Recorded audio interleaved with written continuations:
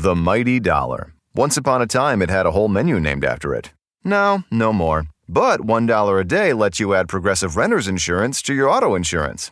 Definitely something your younger self would roll their eyes at, but your current adulting self appreciates. Learn more at Progressive.com. Progressive Casualty Insurance Company affiliates and other insurers. Average premium cost based on Progressive home data from 2025. Product and prices may vary by state. Ever walk past a place for rent and wish you could just take a peek inside? Maybe even explore the layout. Envision the natural light streaming through the windows. Or plan where your vinyl record collection would go. At Apartments.com, you can. With tools like their 3D virtual tours, you can see the exact unit you could be living in. Really envision yourself in your new home with Apartments.com, the place to find a place.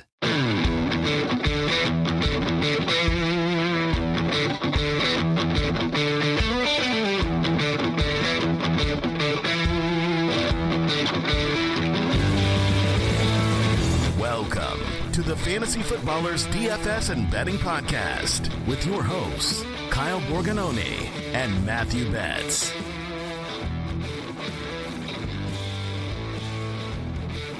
Welcome in, boys and girls, children of all ages. It's Friday, August 21st here, Fantasy Footballers DFS and Betting Podcast. I'm your host, Kyle Borganoni, and I am joined today by Chris Let's Max Enter It Cash. Yes, Chris Betts. He is here today. Chris Cash is on the mic. I'm so used to it.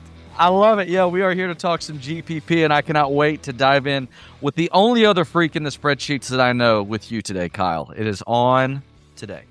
I think, I've been giving Betts nicknames for a while at the beginning of the show, so that might have been part of my muscle memory, over the years, getting to do that. But I couldn't figure out if I wanted to say Max Enter or if I wanted to say 150 set cash. Both just roll off the tongue. So I have two different birth certificates with one on each, so it works out great. When I think of you, lots of different things. We'll get to know Chris Cash, who gets to write a lot of the DFS content, best ball content that you know and love in the DFS pass. But I think of the number 150. Like Max entering a contest, the number 150 as like part of what you do. Betts, he's a small field guy when it comes to entering, but like 150, does your family understand how important that number is in your life? They do, and actually my wife says that if I don't live to 150 now, that I did it wrong. So I've got to really keep the body in shape. But yeah, 150 max, that's where it's at. So that's definitely what I'm going to be working on this year. And, we all have our rules, and that's what I love about it. You got the cash, Kyle. Kyle Cash is what it should be. That's true. And it should be Chris 150. So we'll work on the name change. Yeah, on this episode, we will talk DFS tournament strategy. Last week, we kind of gave an overview. We got some questions in the mailbag from different people. But I'm really happy to have you on this episode because, one, Betts didn't want to show up to work this week. So that's part of why we needed you, is because he just said, I need to spend time with my family. And we said, that's fine. He's not married to the game. We all know that. He's not married to the game. And then you and I will just kind of walk through, I would say, different ways. Like, I'm excited to talk about leverage on the field. It's one of my favorite topics to talk about, is like, how do you pull these levers when you're playing in a tournament with hundreds of thousands of people? When, like, at this point, if you've been playing DFS for a while, if you've been listening, like, you understand the things we need to do. We need to be stacking. We need to be, cognizant of certain roster percentages. But, like, what are the levers that we can pull so that I see what the field is doing and then use it against them? I agree, and that's what I really enjoy about DFS so much is just how can we get different than the hundreds of thousands of people that we're playing against. So we are definitely going to get into some number. I got a lot of data, Kyle. Hope you've got a lot of room for some data up in there because we are bringing it today. Yeah, I feel like that's where you and I are on the same page. Like Betts, God bless him, not a tech guy. Let's just be very clear. He doesn't really know how to roll with the tech. But then he doesn't do great with the spreadsheets. Like, he knows how to like put things in columns and rows, and that's about it. You and I, the way that we've bonded over the years is just like, hey, how do we work through these data sets? How do we play around with them for a while? I feel like you and I have always bonded on that. I agree. If it's not in conditional formatting, just don't waste my time, guys. Like, I mean, it's conditional formatting in 150 for life. That's I need to get tattoos. I do want to mention at the top that we're doing a UDK for life giveaway, which really only has a couple more days. August 24th, if you order the Ultimate Draft Kit, you are entered in to potentially win it for life. So think of the thousands, and thousands of dollars that you are saving over the course of your lifetime. So if you live to be 100, congratulations. You also get UDK for life. You also could win a signed Jamar Chase jersey. And if you order the UDK at ultimatedraftkit.com, you're to enter in. If you're an Ultimate Foot Clan member, you also are a part of that group. We are also doing a Megala Bowl. We just opened that up and announced that on the main show. Chris, did you choose your draft slot yet? Yes, I do the Saturday at 11. It's kind of like a tradition now, but I'm doing the Saturday 11. When are you doing yours? I am doing the Sunday right before, so Sunday evening, I think at 8 o'clock, which I'm playing with fire because I'm actually supposed to fly out that day to Phoenix to be like for our main draft, Mike and I haven't bought my flight yet. So I'm like, I gotta basically like do the gymnastics of my Megala Bowl draft and then our real draft the next day and make sure that I'm not like on the plane, not able to like, I don't want to be the Foot Clan member that auto drafts. I agree. We expect much better from you. In fact, we won't tolerate it. Okay, Make it happen, Kyle. You know you can do it. You can actually join and get into drafts with us. Megalabowl.com. It is the largest fantasy football league in the known universe. And if you're a Foot Clan member, you are automatically entered in to be a part of that. So, man, a lot of fun giveaways, a lot of fun things happening over the next month. But before we get into tournament strategy, I wanted to ask you a couple of quick questions. Checking in with the wise guys. Whenever you hear the drops, Chris, I got to ask you, like, do you feel like Mike is here with us just ripping away? I do. I mean, if he's going to shred, it's just the production is so good and so high level. I feel like he's in the room with us. And he always is in spirit. And you're a music guy, right? Yeah, I was a touring musician for 7 years. So it's nice that I could just transition into sports because I'm just used to staying up all night and watching games until midnight. So it works out great. Okay, so what I wanted to do is a little bit of get to know you with Chris, kind of talk about his journey with DFS and how you got connected to the Ballers. But yeah, I knew that I didn't know the full story about the music part because I believe it was in your handle and still is in some places for a while, Chris Crass Music. And so tell me about, like, I don't even have this question on there, but like, how did you get into that world? So I just started playing guitar when I was younger. I taught myself how to play and then joined some bands in college and some things went okay. So we got some small record deals and we toured the country from like 22 to 27. And so I did that. And that's kind of when I started playing fantasy actually, because we'd be on the road a bunch and you're looking for something to do. And so, we'd sound check at 4 and then all of a sudden we don't play till 10:30, 11. You're just kind of hanging out, reading about ball. And so that's kind of how I got into football and actually found the Footballers while I was touring one time. I found the podcast and Jason was making a fart joke, shocking. And I was like, why are they talking about this? And then I've been listening ever since. Dude, that's amazing. I mean, the crossover, obviously, the cross section of live music and the Footballers. I mean, that's Mike's world. That's actually like when we do the live show, which I will see you in a couple weeks, I guess a week from now. Next Phoenix. week. I can't wait. It is the live show is a chance for Jeremy and Mike, who are both like musicians, both love like live shows, like to really like put that on display. So are you going to shred a little bit at the live show?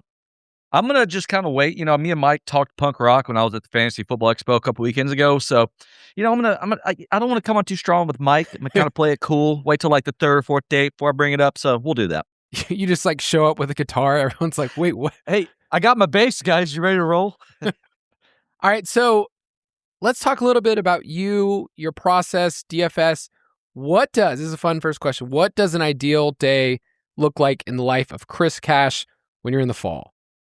So it's a lot of football. I mean, so the nice part is you guys put me in charge of the Monday Night Football slate last year, and that's been one of my favorite pieces to write. So starting on Monday, I wake up at about 6, get a little coffee, and normally I'm up pretty late Sunday night because I got to watch Showdown, Kyle. I'm finishing that Showdown slate. So get up early, do some coffee, and then I just start hitting that Monday night. So I try to read up on just how things are changing with ownership throughout the week, just so that I can have good DFS process and make sure that the Foot Clan's getting the updated data. Yeah, a lot of the stuff that you'll see in the DFS pass, Chris gets to write it, then kind of oversee, just like a lot of the conversation we have in Discord, a lot of conversation we have about the optimizer, just making sure people understand what it looks like. A lot of research. I feel like the worst part of DFS and betting research is that you start to go down rabbit trails and then you come back and you go, I don't know if there's anything there. I was interested. the data was kind of interesting, and then the conclusion is like, I don't know, maybe nothing there. Yeah, and I think that was my best lesson learned in the first years. If you guys aren't familiar with the term harking, it's when someone decides to come up with a hypothesis and then finds data and then changes their hypothesis because of the data that they found. And there is a lot of harking in the fantasy space. So the biggest thing for me is always, making sure that the data is relevant to what I'm trying to look for. But you're right. There's been a lot of times like, well, there's 45 minutes I just wasted, but I know how many snaps LaQuint Allen played, so that's good, I guess. I must confess that I bet I have done some harking over the years, researching for the footballers, because a lot of times it is, hey, Kyle, here's my pick. Find the research that fits this pick. And it's like, well, I could give both sides to it. I don't really know. So I definitely understand that. Next question. What is your first DFS core memory? Like, this stays with me. In 2016, at the time, I was playing NBA basketball at about $3 a pop, baby. Now, this was before optimizers, before simulators. This was back in the day. I think FanDuel still had diapers on. And I was like, all right, I'm going to enter a $25 tournament. And at the time, that was a lot of money for me, like a lot of cash. And I came in second place for $5,000, and I lost my mind. I was one Damian Lillard rebound from 10K, and I was like, oh my gosh, this is it. And then I went on losing for about 4 more years till I hit another one. So it was this like initial huge hit, and then that was it for like 4 years. So I had to learn a lot of lessons the hard way, and now I'm in all kinds of DFS. I love the players over the years that just like these moments. I was in a baseball contest, where Mike Trout in his final at bat hit a home run, and it pushed me to bank the GPP. And I just remember thinking, this is who I am now. I am a MLB DFS player, and this is all I will ever be. And I can't tell you how bad the rest of the year was in MLB, and I really haven't played DFS for MLB since. Yeah, it's funny. On Monday, I took down I played some baseball. I took down the 50-cent lotto, and it's like, I love DFS. I mean, there's something about when you finish the game and you're watching that last bit of the fourth quarter in football and you're just like, I'm in first place. Hold. I mean, that feeling is just, it's like skydiving for me. And I've never been skydiving. So I feel like it would just be disappointing. That part of the process, I know that's something that is addictive to me too. And but I also am at the point now where I've shared before on the podcast, like I don't tell my wife how I'm doing in DFS until the slate is completely over, because I've had ones where, we're in the fourth quarter and it is looking good. I'll show her, a screenshot or something, and things change on the last play. Trey McBride crushed me a couple years ago. Just the final drive, just catch. And I went from like first to like 20th. Yeah, there was a game last year that I was in like second on one of the big GPPs, and I was like, all right, it was the Texans and somebody. I was like, Texans were up huge. And the other team had the ball, and I was like, all right, as long as they don't fumble and the Texans score, there's no way I'm going to finish outside of the top 2. There was 1 second left, and guess what happened? They fumbled and ran it in, and it knocked me down to like 17th, and I'm like, oh my goodness. But that's DFS. That's why we love it too. So you are a large field player, or at least that's like what you get to write a lot of stuff in. That's what kind of like your expertise. Which contests or formats would you say are the hardest for you?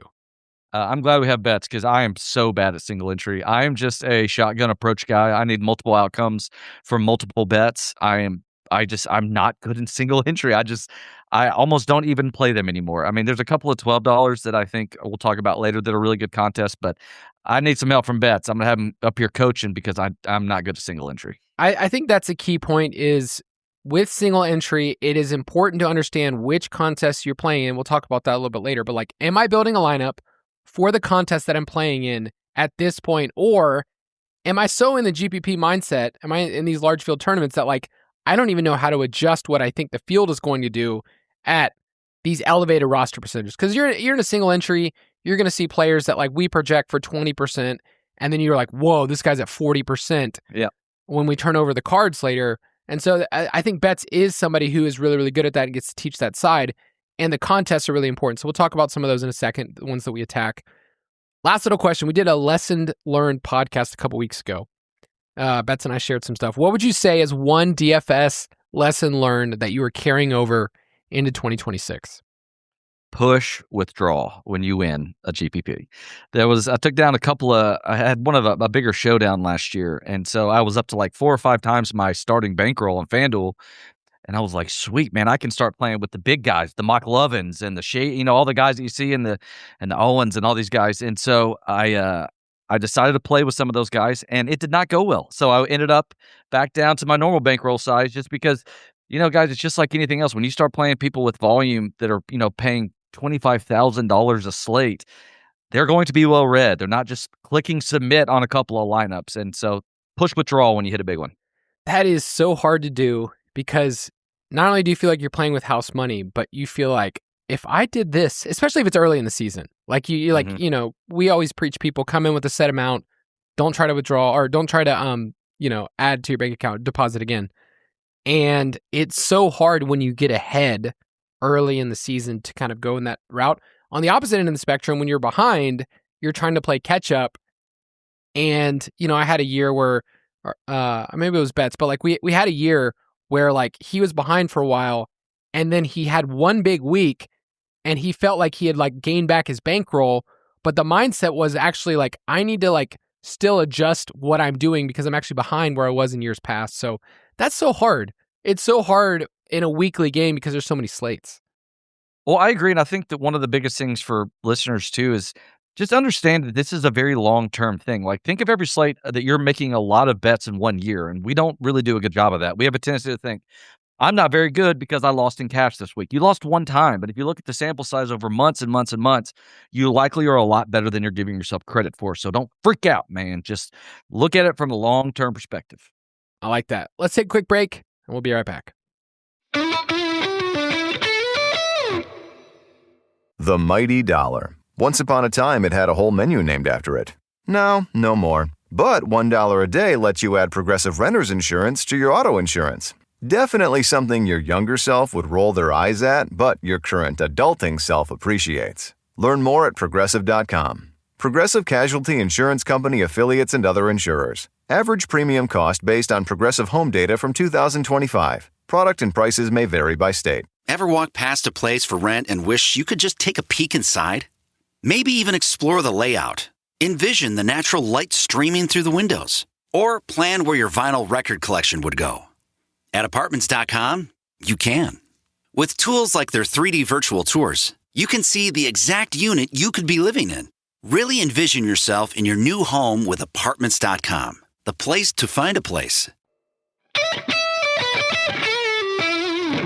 Do you think listeners understand that when I hit that button, it's really not much time for us? Do they understand that?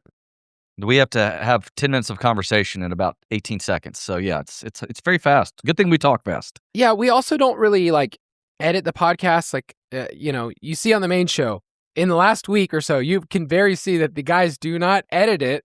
This is what you get. And, it was very close. If you listen to the main show over the last week, we could have gone under. All the sponsors could have left, and it could have been Andy's fault of all people. Yeah, that's why here at the DFS Betting podcast, we believe in enunciating well and knowing how to use words and our mouths properly. But yeah, that was a close one. I would say you and I and Betts were fairly like you're a college graduate, right? Indeed. Okay, I'm a college graduate. Andy, not.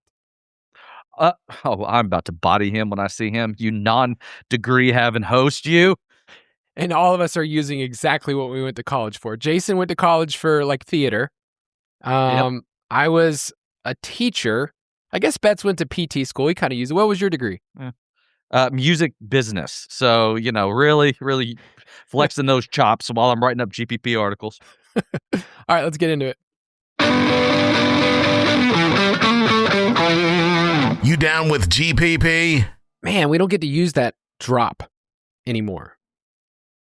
Down with GPP. Yeah, we used to have this segment where that's like what we transition, and now we're kind of, we talk more about the slate. We kind of talk about a perspective. So I don't know. Do you feel like with the podcast, and you've listened, Betts and I, for a long time, but like where we've tried to zero in on with DFS, I feel like we've progressed. We also, it's very hard to have a podcast and have listeners that have been with us for a while, and we're not just repeating the same things in a strategy episode. So we're going to bring up some new stuff today, but like that's something that you and I are really cognizant about when we talked before the show. Yeah, and it's really hard for what you guys do, just because, especially now in August, with we're going to have new people coming back. Yes. This is time to shine. So we're going to have some newer people that are listening, and I think that is tough. But also, it's also good to have a reminder every once in a while. Sometimes we have a tendency to just kind of see the forest and we forget about a tree here or there. So hitting on those points usually makes us better players altogether. But I think you guys have always done a good job of trying to teach people to fish, not feeding us fish. And honestly, for me, that's been one of the best things I learned. I don't know, 6 years ago, whenever you guys started. So we're going to take a top-down approach, kind of, go high level. What does it mean when we talk about tournaments or GPPs, guaranteed prize pools? Talk about the game theory of it, go through some data, and then eventually talk about when we're creating lineups, what are we looking for? What's the difference between small field, large field strategy? How do we think about roster percentages?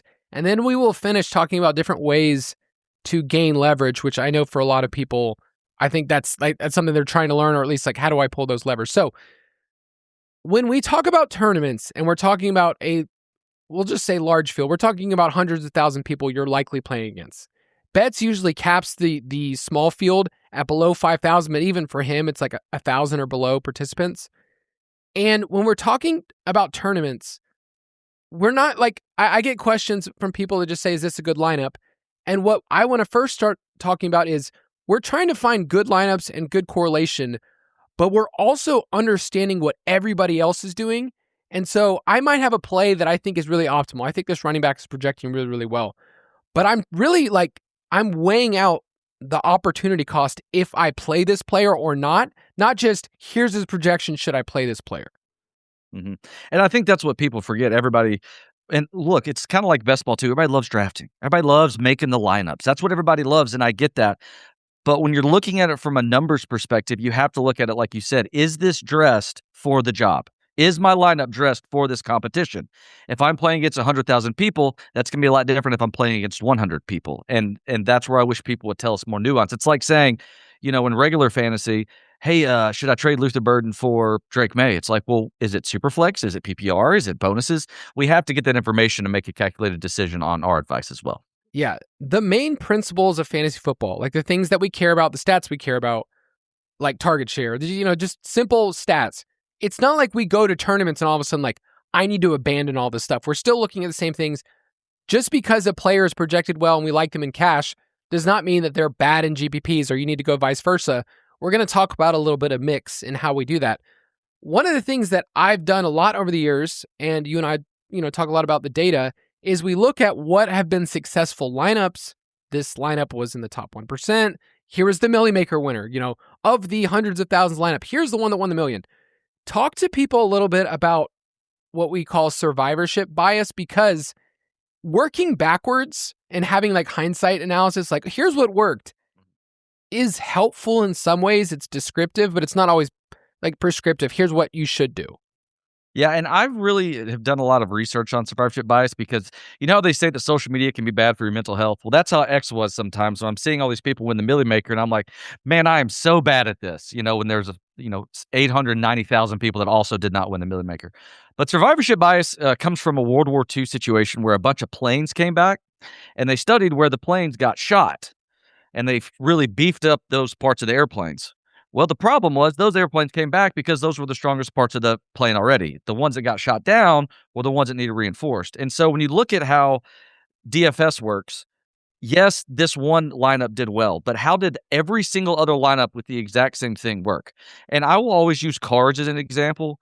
I love it in best ball, I love it in DFS. But if I have pocket aces, I don't know what the other 5 cards are going to be. And so playing that hand 1,000 times, you're going to get different results. And it's studying all of those times, not just the one time that I won and or lost. So a good example would be all right, well, this guy had 3. You remember the Mahomes years when he would have 3 stacked wide receivers and win GPPs all the time? You remember those years? Because some of them were cheap and some would hit a long bomb. Yeah, it was the DeMarcus, the old school DeMarcus Robinson. That's how long I've been playing. Sheesh. And but we look at this one thing and think, okay, well, then that's what's going to win. And like you always say, it's descriptive, not prescriptive. And so don't just look at the one lineup. Look at what they did construction-wise, and over us doing it a bunch, we will eventually have that tail-end outcome that we want. Yeah, a lot of the times we'll talk about, the 99th percentile outcome, or, in DFS, you can say this is a top 1% lineup.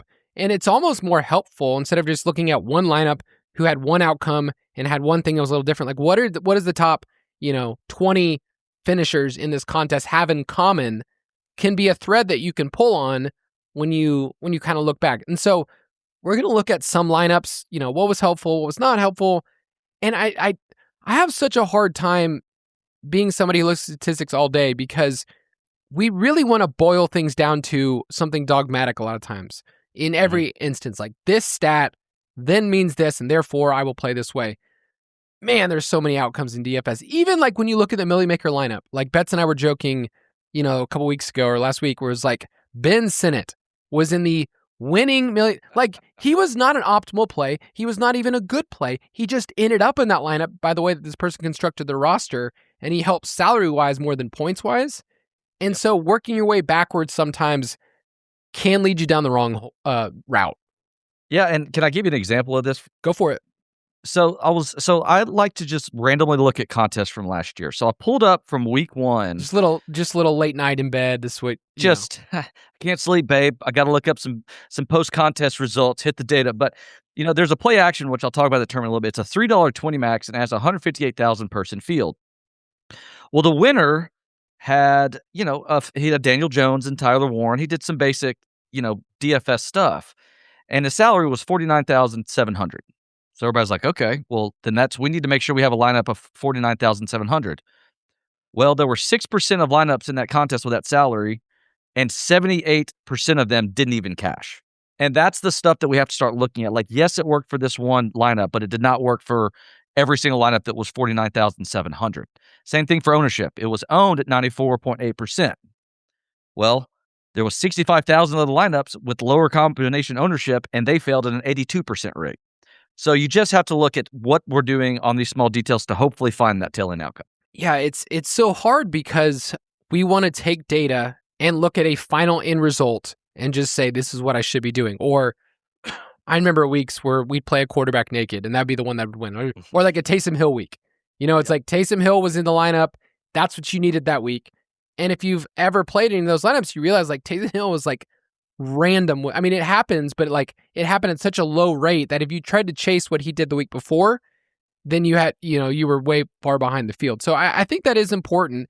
But let's talk about what we would say in the past we've called the ingredients of a good tournament lineup. So what are the things that we're looking for as we move on? We've talked a lot about stacking. Like, hey, I need at least 2 players on the same team. And everybody's doing that. Like the field is going to do that at such a high rate that it really doesn't give you an advantage over the field. I think what I look more for is not so much like, am I stacking, but am I stacking a game? And if I find the right game, then I feel like I can kind of weed out some of the other combinations. So for me, it's like on the podcast every single Friday, we talk through 3 or 4 games. Like these are the games that I'm circling. And if I get those right, then I can build around that. Mm-hmm. And I think that's the way to do it. And I think that one thing, we're going to get into some numbers on this too, but I think everybody just thinks, okay, well, I've got Jamar Chase, so let me put Joe Burrow in here real quick. Everybody's doing that. Like that's what the whole field does. They're just like, here's my wide receiver 1, here's the quarterback. Where there's a lot of different ways that if I get a lower owned quarterback and then bring him back with like a wide receiver 2, and then I go with, Jamar Chase and T. Higgins without Burrow, there's all kinds of different combinations you can do there. And so don't just think it's just quarterback and pass catcher. There's other ways you can combine teams. I want to ask you about the tight end position because over the years, I've found myself, if I'm paying up for a tight end and I'm saying he's going to go off, then, or if I'm, let's say it's like a Hunter Henry, like I don't usually play Hunter Henry by himself because he has to have the touchdowns, right? Like he has to have the receiving touchdowns because the position is so reliant. Do you find yourself with a tight end, like if I'm playing this dude, I want to stack him more because the field kind of like doesn't prioritize that all the time first. They usually prioritize the quarterback wide receiver combination.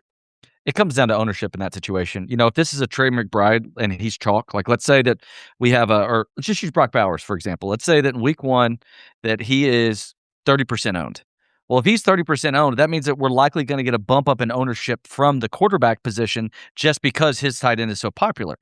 Now, for a Hunter Henry, he's likely not ever going to get up to that ownership. Right. So for him and Drake May, I will absolutely do that. But where I really caution people on stacking tight end with quarterback is those chalky tight ends, the elite tight ends. Now, if you're going to double stack, sure. If you go Brock Bowers and Trey Tucker and then Kirk Cousins, fine, whatever it is, which I did not say to do that stack. I don't know why I just said that. I can't believe Kirk Cousins just came out of my mouth in the year 2026. But it just comes down to ownership. And it's really about how can we combine two different players and find a way to get unique compared to the rest of the field. Yeah, it's those combinations. We'll talk about roster percentages in a second, but that's like the part that is so intriguing about this format. And like, there's some people who don't love DFS anymore because they think it's too hard, or they'll go to other formats, or they're just into betting and whatever it is. But like the format of trying to figure out combinations based on what the field might do is intoxicating to me. Like I'm kind of going back and forth, and the game feels like it has so much more conversation as opposed to I love redraft, I love dynasty, but like I'm starting my player and that's what I'm doing. Like, but in DFS, there's this other person and field that I'm interacting with. So that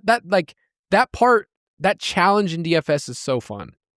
I agree. And I play in a ton of redraft leagues, but it's starting to feel like Candyland. And it's like, if I'm doing just a basic 12-team ESPN PPR league and there's nothing else to it, I'm like, I don't want to add that league to my portfolio. So I'm with you.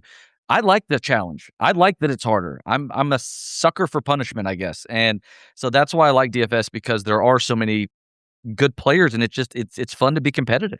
So we have articles on the website, but we talk a lot about stacking. We talk a lot about, finding the right game. If you're going to bring it back with somebody, which, sometimes can be beneficial. If you're in a large field, it's almost baked into most optimizers and most simulators now that, people are going to have their stacking partner and then someone on the other side. So I was looking at the Bucks and Bengals week 1 as the highest over under of the week, 51.5.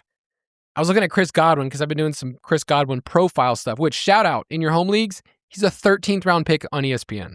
Oh my, I didn't know he was that late. That's awesome. Their system is lagging behind. But let's say you want to do a Baker and Godwin stack and you said, I want to bring it back with Chase. That's probably going to be a common combination at some point, like where that's going to do it. So it's, I would normally say Chase is going to be a great play no matter what.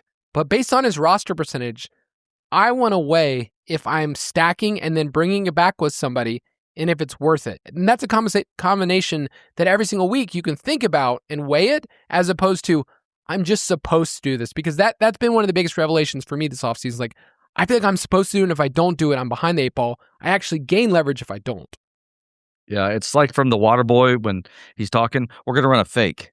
No, we're going to fake a fake. And that's sort of how you have to think. I love that. That really is how you have to do it, is really, that's how DFS is nowadays, is that, yes, you're doing it, but again, we're dealing with a field that's a lot more educated than they were 5 or 6 years ago. And Pro Tees, I actually have ownership from the last year's week 1 play action, so we can go over how many people stacked this one game in totality. Oh man, we'll get to that in just a second. Another thing we talk about a lot is we usually don't want more than one running back in the same game. Just they don't correlate as well. We have in the past on DraftKings talked about we prefer wide receivers in the flex. Last year, the running backs crushed, and even tight ends had a reign for a couple of weeks. So any thoughts on just what you do in your flex spot? Obviously, if you're playing a 150 max, like, it's different. You can kind of set your exposures in an optimizer, but any thoughts about what you like to do in the flex for tournaments? I think that my biggest thing is I was always a firm believer in the pay down tight end, because we just cannot get, where is our sweet Mac Hollins on the Raiders, man? Where's the 3,200 Mac Hollins? It's like even the most playable guys are like 4,300. And so I don't mind going down to tight end in that situation. But for the large field stuff, I'm also trying to play a little bit more running back than I did last year, just because the field is thinking like me. Like, what you got to think of is that if you're thinking it, most of the field is also thinking it, unless you're just getting really weird. So when it comes to wide receiver in the flex, I think that we've sort of seen the field doing that, and there was some leverage actually to get away from those lineups if you did put a running back in your flex. So we get into that a little bit, but one thing is like, just don't, it's like playing a player against a defense. You know what I mean? I'm going to be very careful on that. I don't want to play my running back against my defense. And, it can happen, but it's a losing predicament most of the time. Yeah, if you look and you look at winning lineups, you're going to not find many. You're going to find some, especially when you go to Showdown. because it's such a smaller group, and you're like, ooh, maybe this can work. But you got any data about playing your players against your defense? Yeah, and I do actually. There was there was one last year, and this is from that play action that I am apparently obsessed with. Which, by the way, that is a tournament. It's going to be available, so this data will be good for it. But the one last year is that they had Jahmyr Gibbs playing against the Packers DST, and the Packers DST was the optimal lineup. Now, so there were 212 lineups in the tournament with Gibbs and the Packers DST. 86% of them didn't even cash, except for the winner. In fact, they finished in the 35th percentile. They were that bad. So Gibbs plus a Packers lineup was a negative 72% ROI, except for the one anomaly that won the tournament. And so if I make 50,000 lineups over the year, I do not want something that's going to give me a negative 71% ROI. Yeah. I remember one year, Darren Waller, when he was a Raider, was like really, really like he was showing up in the flex as like, this is what you want to do. And he showed up a couple times in Showdown as like, I want to play him as my captain. And so he was skewing some of the data that year for tight ends. And so people would ask us like, hey, should I be playing tight ends in Showdown like at this rate? Or should I be playing them in the flex? And I was like, Darren Waller's crushing in this department right now, but over the long haul, this is not going to be a viable strategy that you want to do. So just know there will be weeks where we will get on the podcast and we'll go, this is what happened. And I didn't see it coming, but over the course of the year, I'm going to hold on to this data more than just what this one little instance. Last little ingredient. So we talked about stacking, talk about different settings you want in terms of creating your lineup. We always talk about you need at least one low rostered player. So somebody 6% or lower. The problem with that is you start chasing players and chasing outcomes and chasing all these things that end up adding things to your lineup that you don't need to sometimes, especially in large field. Now in small field, it's like you don't need to chase that as much as you think you need to. But when it comes to low rostered players, are you consciously, if you're hand building a lineup, saying, I'm going through my lineup, I look at my stacking, I'm not playing two running backs, I'm not playing my running back against my defense. Oh no, I don't have a player under 6%. I got to start all over.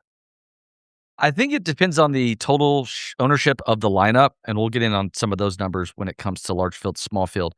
But when I'm hand building that, I think that you've really tainted me, Kyle, because I've become so much more contrarian over the years since I listened. You know what, crowd? You can take your DFS lineups and shove it because I'm getting weird, man. I call it the Andre Yoshivas syndrome.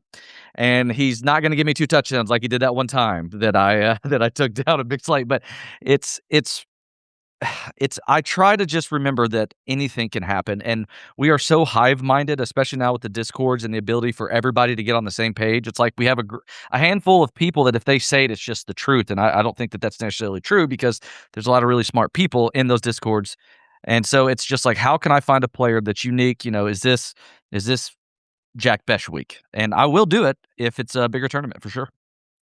The high that I received writing up Chase Claypool when he was 0.4%. I the other day, Mike. That was the 4 touchdown game, right? That was a 4 touchdown game. Just that feeling of writing it up and just saying because that's the wildest outcome that you could possibly get for a player that low in ownership.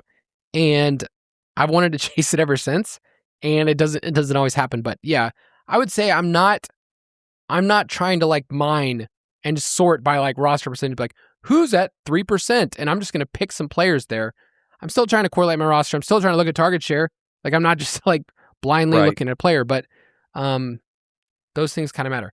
Let's talk about the difference between small field and large field strategy if you're playing a tournament. So earlier we talked about, bets usually caps out at 1,000 people or below for a small field. I'll probably go up to 3,000, but there is a difference in what are really good lineups and what matter and what don't matter. So give me some of the data of those 2 points. So I went back and looked at every single Millie Maker winner last year in the large field, and then there's also the $100 Millie Maker that's smaller field. I'm sorry, not the $100, the 555. Yeah, 555 or whatever it is. So on the large field, the average points was 233 to win the Millie Maker. In the small field, the average was 219. So 15 points, you don't realize that's a lot. That's a large number. There's a lot of receivers that aren't even going to put up 15 points to get your lineup. But the difference is that the average ownership in the small field millie was at 150% on average. On the small stakes, which is large field, it was 124%. And so there's a big gap in ownership because in large field, large stake. I keep messing that up. I apologize, Foot Clan. You're good. But in the smaller tournament, there's going to be smarter plays because a lot of times in those situations, a 10th place finish is still going to pay off pretty well. Whereas on the what is like 10th place on the $5 milli maker? I don't know, like 1,000 or something. It just completely dips off. It's humbling. Yeah.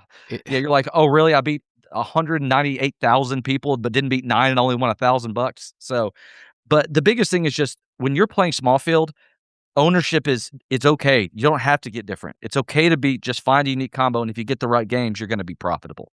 Yeah.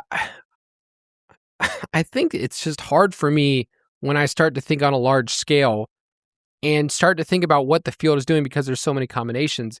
I know in the flex, there is an advantage in large field. And we went through some of the data last year about like, man, the running back hit in the flex way more. And the wide receivers, like it shocked me how low the wide receivers were showing up in the Millie Maker winner. Like it was like historically low last year, which just kind of makes me want to go back. But the prices is what's going to just keep it down for the wide receivers. 100%. And that's what's so interesting. So last year in the large field Millie Makers, the RB was in the flex on 53% of the winners. In the small fields, the running back hit the flex in 41%. That's greater than tight end and wide receiver. Now, here's what I want to talk to you about, Kyle. And like you were saying earlier, is that because that was a player that's a running back, or was it because it was a unique combination of a lineup? And that's where I think going back to the Darren Waller example makes a lot of sense because, okay, I understand that, yes, that person is a running back, but that's not the reason that it won. It just happens to be the factor in a unique lineup. What are your thoughts there? I definitely think it'll even out this year, that I don't think we'll hit 50% of Millie Maker winning lineups had the running back in the flex. Like I think that'll change the pricing structure because it is what it is. A lot of optimizers are using data of how we played DFS on DraftKings 3 or 4 years ago when we could find a wide receiver who was in the 3K range that projected really well. And they're using historical data that's basically saying, here's what worked. And then you go to your lineups now and it's like still wanting to force wide receiver in the flex because historically on a full PPR site, right? Like this is what I used to tell people on the podcast. So that's what I'm cognizant of like what historically have people had ingrained in them and what do they need to just hold with an open hand. But it to me, it just comes down to pricing. Am I going to find a wide receiver at 3,800 that is going to win me a milli? Maybe, but some of these running backs, like Chase Brown, there were weeks. I know he started off the year really slow, but he was like 5,800, like 6,200 on a high-powered Bengals offense, and he's going to catch a ton of passes. Like that's going to crush in the flex compared to some of these wide receivers that can airball. Yeah, and I think that I started thinking about the combination of 3 running backs too, the pricing also gives you unique combinations at receiver. You look at how many weeks, Kyle? Come on, Kyle, tell me, how many weeks have we had the number one receiver, the bona fide? Oh, like there's no way this guy's going to lose. 45% ownership to Garrett Wilson, 42% to Jamar Chase, and then they drop a 6-point turd burger. Now, all of a sudden, those lineups with 3 running backs are kind of dropping into a lower tier, and you're creating a different type of lineup that gives you that leverage on the field. And so I try to think about that as well. Yeah, you can find wide receivers that are 6,500, 5,500, and they can pay off. Like it's a volatile position, wide receiver. Like we think of it in best ball as a position that doesn't get hurt as much as running backs in the past, or they're safe. But it's like week to week, there are times when just like Jamar Chase is not on the radar at all, and like Puka and JSN were their own thing last year. But just go through the list. You can go through our consistency charts, and you'll see that wide receivers, you can gain a lot of leverage there and gain unique combinations. So I do think running back in the flex will not be as strong as it was. And that maybe that's just like me kind of using that against the field if they're going to like overvalue it. But I just need the pricing better, man. I get it. And just one note that I'll say for everybody on some ownership stuff. For the small field millie winner, only one winner was over 200%. Like that 150 to 200% in small field is really kind of an area I feel safe in because it's going to give you some unique combos without getting too contrarian. Now on the large field, only one winner had a ownership over 158%, and only 4 of them were below 100%. So that 1 to 150 range in the large field is kind of where I like to flirt.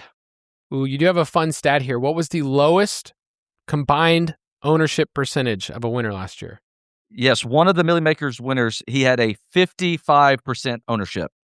55! And I mean, can you imagine the flex if I get into Discord? Hey guys, I just won.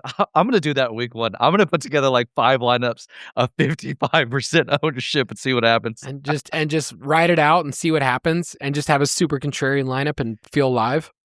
Yes, I need to go back and look at that. But yeah, that's 55, guys. That's getting cute. But hey, tail end outcomes, right? Yeah, you're going to have to definitely click some players who are not in the NFL. They're in the player pool, but they are not in the NFL. That's where it's gonna go. Let's take a quick break, and then we're gonna talk about roster percentages and get a little bit further into some data.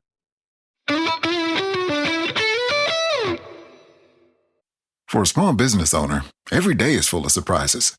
Some great, some not so great. Like when a client cancels their order at the last minute. But here's a surprise you will like. Progressive provides small business owners with 30 customizable coverage options to help keep their business going strong. So go ahead, surprise yourself. Get a quote in as little as 8 minutes at progressivecommercial.com. Progressive Casualty Insurance Company and affiliates and third-party insurers. Coverage is not available in all states or for all vehicles and coverage selections. In Orlando, meetings reach another level thanks to a growing list of award-winning restaurants, a world-class convention center, a great hotel community, easy access through the airport, and of course, the weather. Andrew Moyes, VP of Fan Expo HQ, had this to say about Orlando. Orlando really can be that destination where you can innovate, collaborate, and look into the future. And that's what makes Orlando unbelievably real. Learn more at orlandoforbusiness.com.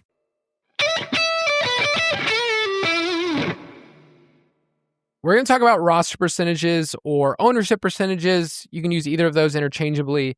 But the best tournament lineups, they use a mix of higher roster players, so players that project well, they're probably good cash players, that we would talk about, and then a couple of lower rostered players. I still field so many questions from people that tell me they'll ask me on a Wednesday and they'll say, so how much is this guy going to be played on DraftKings, as if it's a finite answer and almost like DraftKings is hiding it from them. I'm like, we are projecting in the DFS pass based on historical numbers and our optimizer what we think the roster percentage is.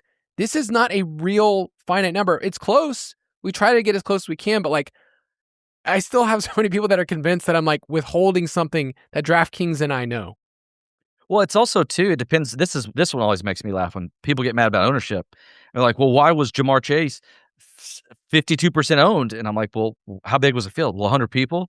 Well, yeah, but then, in the big contest, he was only 27% owned. So the size of the contest is going to change ownership as well. Yes. Now that's a key point. And, when you're comparing apples you're comparing different things, you're saying, hey, I'm playing in this tournament, the play action, or I'm playing in the Millie Maker, you're going to have some different context and things are going to change. There will be people that fill up a small field contest or people that, are from a certain website or they run a lineup train and it shifts some of the ownership, and that's what it does. We try to be as best as we can. And I think having the roster percentages as a projection that you find out usually, I would say Friday is when I really start paying attention to roster percentages. It's a data point that is so helpful to work with, but it is not the only thing that you need to work with. I'm not just basing my entire take on this guy's rostered a lot by the field. I agree. And I think everybody treats it like gospel. And we'll get into some numbers on it later. But just because Puka Nacua is, Puka's a hard one to argue against because he's going to get 20 targets. Let's just say, I don't know, Keenan Allen. Yeah, Keenan Allen, cult legend. But, it's that doesn't mean they're going to. I really looking at the Millie winners from last year, it's funny to me how easier it is to project running backs than it is to project wide receivers. And how many times that the combination of running backs ended up being more successful because wide receivers have bad weeks. They will just completely disappear. It's not their fault. They get double covered. It could be a blizzard. And so being able to kind of be flexible off that will make you a better DFS player in the long run. So we project the roster percentages for large field tournaments, and we don't do it for cash because cash is its own thing. But we do kind of have to figure out like who's chalk that week, meaning who's popular. And is that good? Is that a good thing? Like there are some plays that we will look at and go, this guy is 40%. That's what we're projecting. But this is a running back at, 5,100 that's going to see 18 opportunities. I will probably eat that. Now, there are some, points to that of saying like if this running back doesn't hit 20 points, is he essential to a lineup? So those are all the questions that we kind of ask. But talk to people about good chalk versus bad chalk, because that is a common question we get in our Discord and I get DMs about all the time. Yeah, so I think, like you said, Kyle, it comes down to opportunities, and I think that and look, I still kind of do it. People box score hunt. They look and what happened last week and just assume that it's a print and repeat, but that's not the case. It is how many targets am I getting? How many carries am I getting? What is the injury to the rest of the depth chart? And people are not paying enough attention to that. I forget who it was. Like 6 years ago, he played for Allen Hurns. Remember Allen Hurns, the wide receiver for the Jaguars? Yeah, he had like a 7 straight weeks of a touchdown. And people just kept thinking, just bet his touchdown prop. Well, then, of course, he didn't score for the next 5 weeks. So, and it's because he wasn't getting the targets. He just had some touchdown anomaly. Where are the targets? Because if you can find that player that's getting a bunch of looks that no one else is on, that's how you win a lineup. Because let's say that person does catch it. Like, there's an example for you. Trevon Diggs just signed with the Seattle Seahawks. So when the Chargers go to play them in week 4, I'm going to absolutely get as much Ladd and Quentin Johnson as possible because they should just throw it right at Trevon Diggs every single time because the dude just, is not a very good cornerback. People aren't going to consider stuff like that. So find an angle on somebody that's going to get an opportunity and then try to find that player. It's tough when you have advice from so many different places. We talked a lot about like the paralysis by analysis. I write articles. I research stuff. I'm looking online. Like I'm part of the problem, if I'm honest. I am. But there is a point where you look at a player and you look at the roster percentage and you can just ask yourself, like, what am I missing out on if I don't play this player? I remember a couple years ago, Betts and I had a huge disagreement about Kareem Hunt on the Browns. And he was like the chalk play that week. And I just kind of said, like, what do I gain if I don't play him at the rate the field is playing this? And the field was playing at like 40%. So I played him in a couple tournament lineups, but it really came down to this is what everyone is convinced what will happen. I think he's an okay play, but I don't think that based on his opportunities and the game flow and all this other stuff, that he is a great play. And so I'm actually looking at the roster percentage and using that as leverage this week, but I'm not saying that Kareem Hunt sucked or that he can't score 3 touchdowns. Like there's a range of outcomes. And so for a player like you who plays a lot of lineups, plays 150, I think that's something that people need to like hold on to is like, I have a range of outcomes for this player, and at this price point and at this roster percentage, here's how I'm going to respond, as opposed to just good play, bad play. Yeah, and that's the hardest part and honestly, that comes back to me liking DFS. There is an art to it. And I like having the shotgun approach because if Bijan is 25% owned, I'm totally fine having 37 lineups with Bijan. That's not too much because he's probably going to smash. But when it comes to good and bad chalk, I'm a lot easy. I fade wide receiver chalk a lot faster than I will than fade running back chalk. Running back, the predicted opportunities are a lot easier to follow. Receivers a lot more volatile. So can I give you some examples from week 1 last year? Go for it. Drake London was 30% owned. He ended up with a minus 45% ROI. Jamar Chase was 25% owned, finished with a minus 90% ROI. Nice. Brian Thomas Jr., 24%, finished with a minus 81% ROI. And finally, Mike Evans was 20% owned, and he was negative 55 ROI. 55! And so the wide receiver chalk is super easy for me to get off of because there's always a lot of options. You can see guys like Breece Hall where there'll be a similar price to somebody that's on a better offense, and you're like, man, I know that Breece is popular this week, but what if I go Chase Brown and he ends up getting 9 catches or something like that? And so now with that being said, can I run you through some chalk the next couple of weeks? Go for it.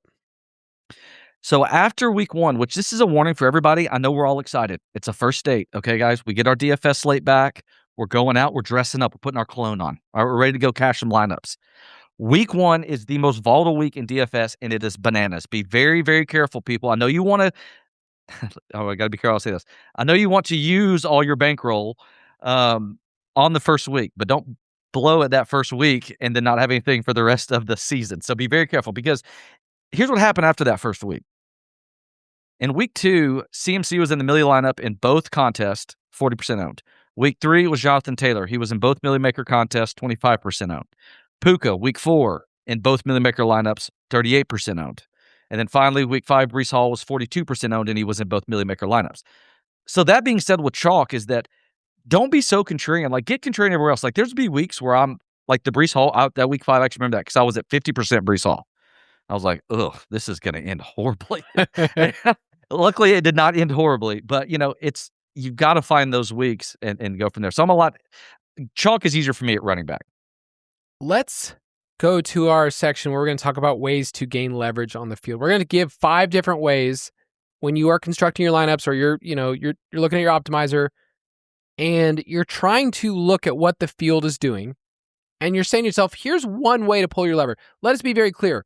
Do not do all of 5 of these at the exact same time.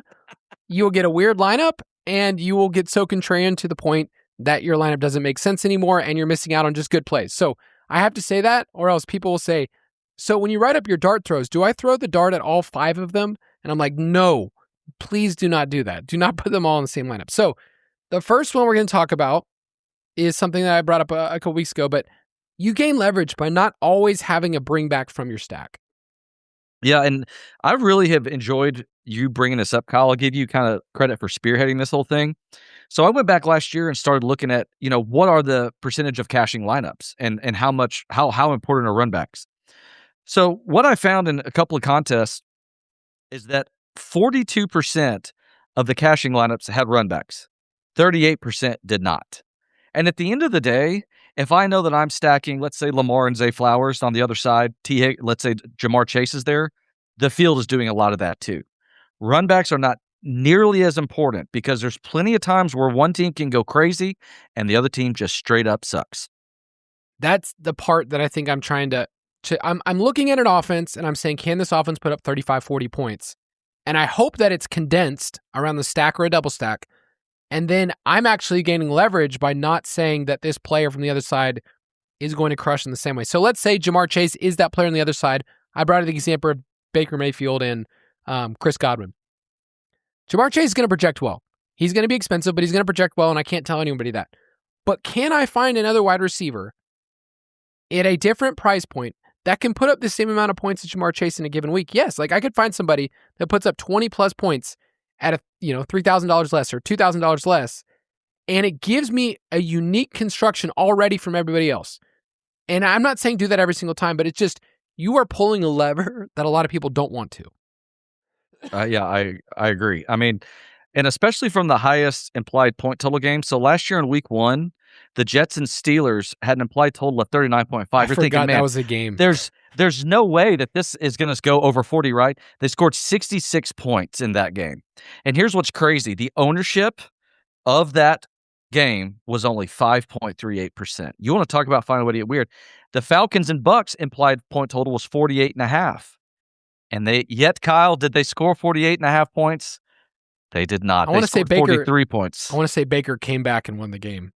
I don't remember. It was close. It was a 23-20, but 31% of tournaments had that game, had a quarterback with a stack from that game, and 45% of those lineups had a run back. So, I think that there's a lot that we need to explore this year on. Let's just find the right offense and let's get different elsewhere and find some less owned plays. That's good. Next one is stacking the offense and not just the pass catchers. I think it's really important that, like, with an offense, the quarterback obviously is one thing we want, but there are combinations where the wide receiver ends up being the one that scores, 20, 30 DraftKings points, and the running back ends up, scoring twice, and you have the offense there and the quarterback wasn't always essential. Yeah, and I think that everybody, if you leave this podcast one thing, leave with this. You can win major tournaments without the quarterback being with the receiver. Think about a Justin Jefferson lineup with Kyler this year. This is totally in the realm of possibility. Justin Jefferson scores 35 points with 2 touchdowns. but nobody else on the Vikings gets those touchdowns. And let's say that Jordan Mason scores 2 touchdowns. Now Kyler is actually hindering your lineup because you have the 2 key pieces in Mason and Jefferson, but you are wasting a slot on a quarterback. So try to find different ways and narratives where, oh, Justin Jefferson scored 2 touchdowns. That means Kyler Murray scores 4. That's not true. He probably just throws 2, and then he's not really helping your lineup. Yeah, it's those combinations. I love that you have the Jets on here multiple times because they're a weird team in a lot of different ways. They actually had moments where Fields and Garrett Wilson was awesome, by the way. He had a 30% target share and then goes down and their season's lost. But week 5, you talked about that Breece Hall week, like that was the combination you needed. Yeah, so what's crazy about this, and this is another thing going back to ownership. Everybody just thinks that, okay, if it's Jamar Chase is 40%, yeah, but the Joe Burrow and Jamar Chase is probably like 30%. People don't realize that combination is going to be crazy. So in that Millie Maker, the winning, Justin Fields was stacked with Garrett Wilson. Let's see how many times. So Justin Fields was 31% owned, Breece Hall was 30% owned, and Wilson was 40% owned. The problem was that Garrett Wilson didn't play well that week. Fields and Hall got all the touchdowns. Now, keep in mind, too, Fields is a rushing quarterback. You can't do this for like Joe Burrow or for Matt Stafford. You're normally going to need to bring somebody along with that. But Fields and Wilson appeared in 24% of lineups in that tournament. And so you have to find ways to get different. And one way to do it is, okay, well, get a random combo of 2 players.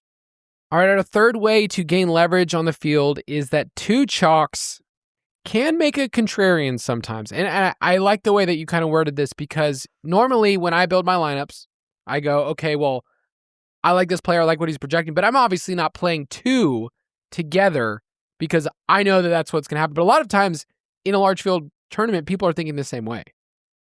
100%. And so kind of, again, coming off that, it's like we don't have to just find this unknown 2% player. So in this same lineup from that week 5 Millie Maker, Emeka Egbuka was 7% owned. And the ownership of the entire lineup was 191%. But here's where it's different.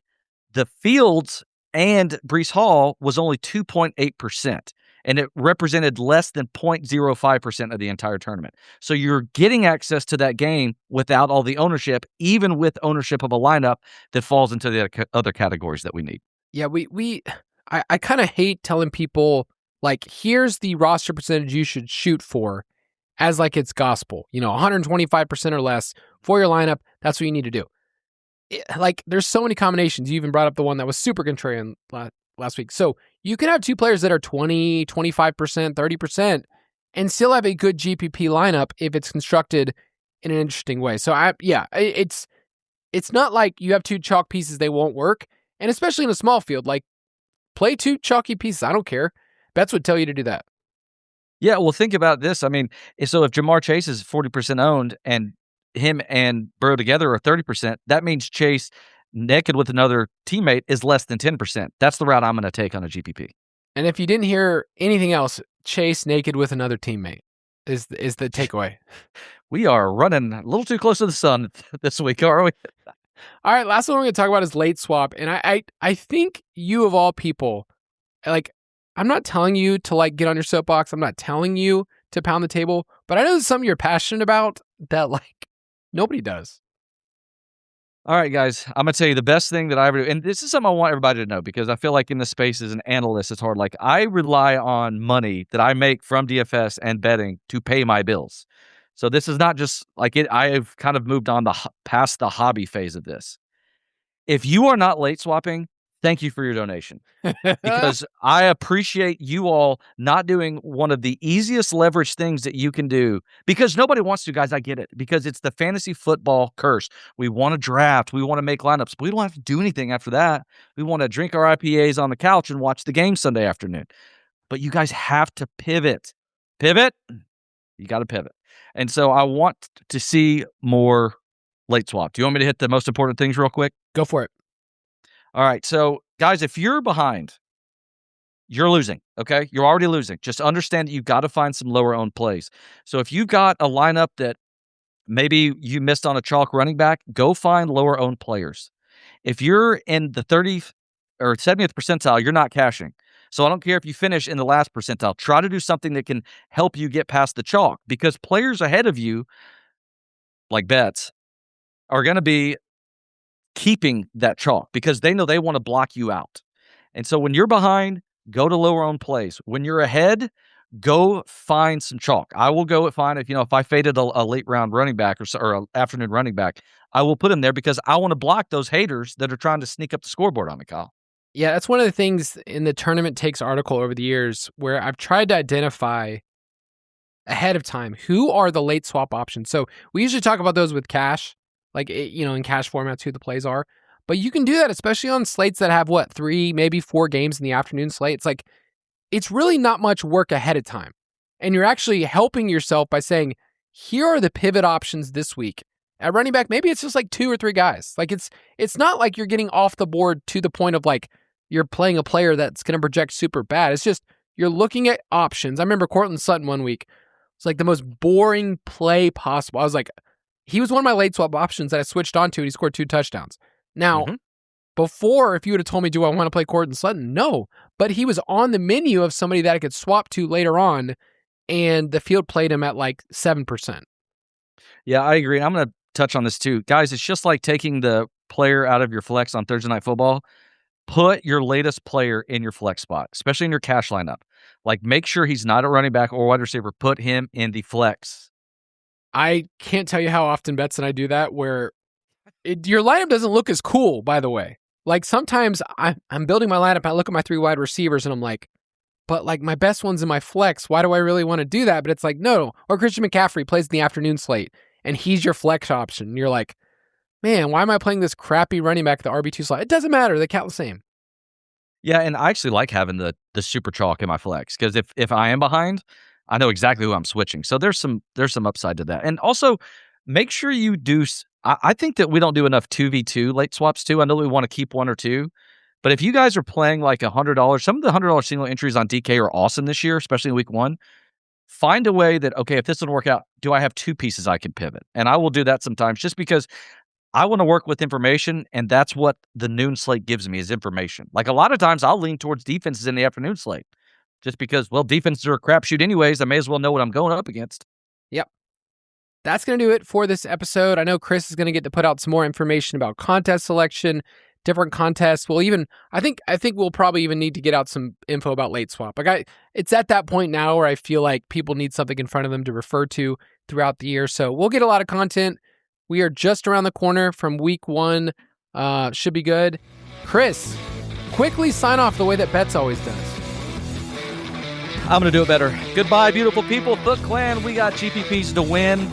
A couple of weeks. If you're playing preseason, hit me up and let's take down some monies. See ya.